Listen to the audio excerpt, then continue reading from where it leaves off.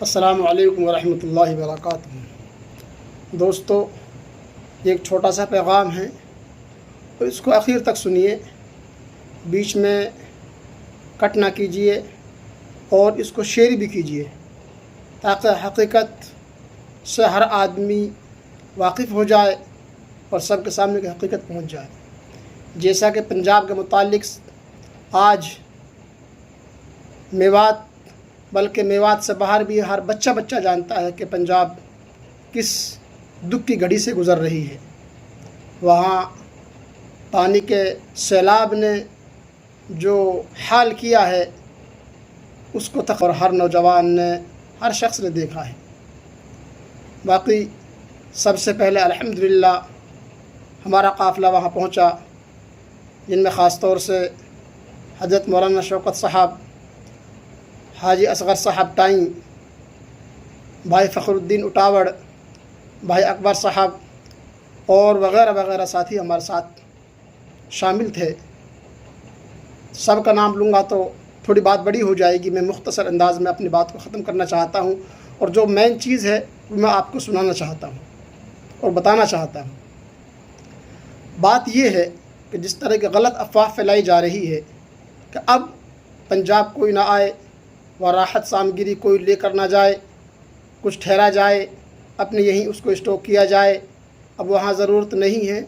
میرے بھائیوں، ایسا بالکل نہیں ہے، کیونکہ ہمارے ساتھی حضرت مولانا علی محمد صاحب جو سونک سے تعلق رکھتے ہیں، وہ اپنے قافلے کے ساتھ وہاں پہنچے ہیں۔ ہم نے ان سے کہا کہ ہماری جمعیت علماء مستقل وہاں کام کر رہی ہے اور آپ کہیں مت جائیے، سیدھے یہاں سے مالیر کوٹلہ حضرت مفتی خلیل الرحمن صاحب قاسمی دامت برکاتہم العالیہ، جو فی الحال جمعیت علماء کے صدر ہیں، ان کے پاس جائیے۔ تو یہ حضرات وہاں پہنچے ہیں مالیر کوٹلہ۔ وہاں سے پھر حضرت مفتی صاحب نے حکماً ان حضرات کو کہا کہ آپ حضرات فلاں جگہ جائیے، اور پھر وہاں کے ان حضرات کو حضرت مفتی صاحب نے نمبر دیے۔ تو یہ حضرات وہاں پہنچے اور وہاں پہنچ کر جو کچھ ان حضرات نے دیکھا وہ خود ہی اپنی زبانی بتائیں گے، کسی کے دوسرے کے بہکاوے میں، کسی کے کہنے میں، غلط افواہوں میں کوئی بھی آدمی نہ پھنسے اور نہ آئے۔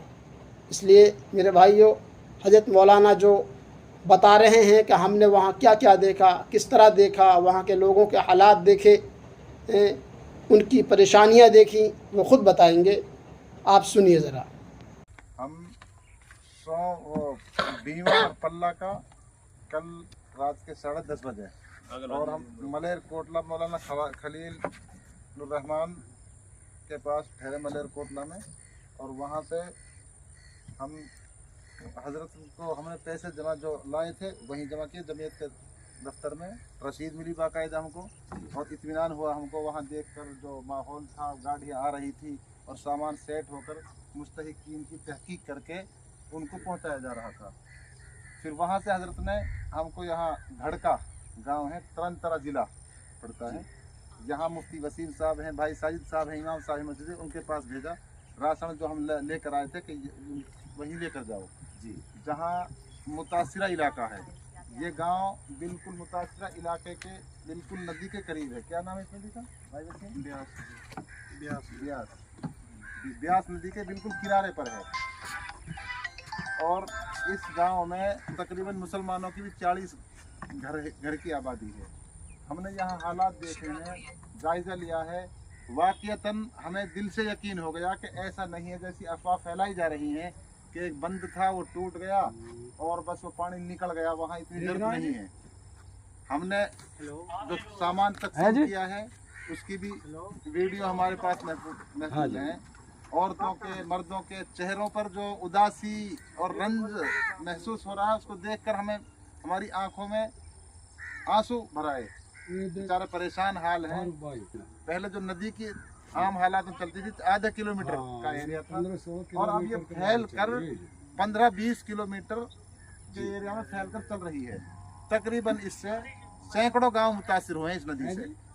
واقعتاً جو ہم نے اپنی آنکھوں سے ماحول دیکھا ہے वाकई ऐसा कुछ नहीं है जो अफवाह फैलाई जा रही है कि वहाँ कुछ नहीं है, कोई बंद टूटा है और बस पानी निकल कर चला गया है, हरी भरी खेत है। ठीक है, पूरे इलाके पंजाब के बारे में कोई भी नहीं कह रहा, पूरा पंजाब के इलाका मुतासिर है, लेकिन कुछ जिले हैं जो 8-9 जिला है वो वाकई मुतासिर हैं।